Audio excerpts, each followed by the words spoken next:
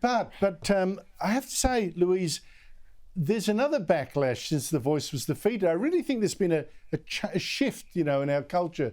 Now, a council in Adelaide has reversed its decision to ban citizenship ceremonies on Australia Day, which is a very woke thing to do for a while. Councillors are saying they still think the day is too divisive, but they polled ratepayers and found those that responded most were actually all for celebrating the day with citizenship ceremonies. What does that tell you?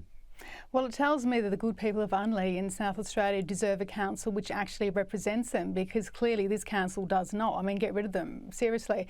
60% of those polled said they were quite happy for the citizenship ceremonies to remain on January 26th. So why did they create this chaos? Why did they create this issue within the good city of Unley? I mean, clearly there was no appetite for it from the residents themselves. It was the councillors who thought, oh, we better be careful, we better not offend anyone. But it just created a crisis out of nothing. And what a waste of money and a complete own goal by that council.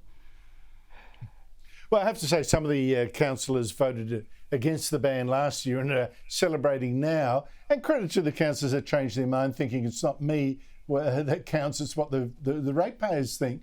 But I have to say, Liz, here's like the voice in small, how everyone of that particular class of people that were pushing it thought, everyone agrees with us. All the business folks, all the sporting elites, they all agree with us. It took a vote to actually tell them, hey, you're living in a bubble. Here again with this council.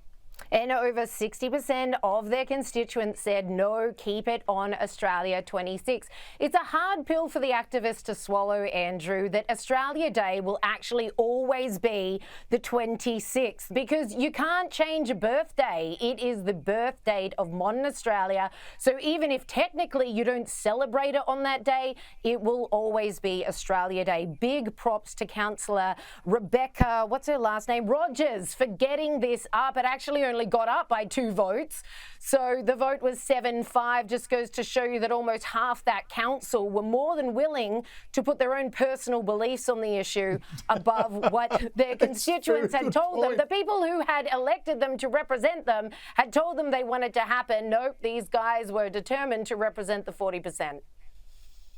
Take a note of the names. Very quickly, Louise, a troubling report in Australia Today. Dozens of doctors, specialists, child mental health practitioners signed an open letter saying they have serious professional concerns about a document commissioned by New South Wales Health that'll go to working out clinical guidance for youth transgender services. These experts say it's making false and misleading claims, for instance, that puberty blockers are safe, effective and reversible. I wonder whether we need really an inquiry now after so much damaging evidence overseas about transgender services. I agree, and that damaging evidence is the children, vulnerable children who've gone through this treatment and now regret it, and they've irrevocably changed their lives as well.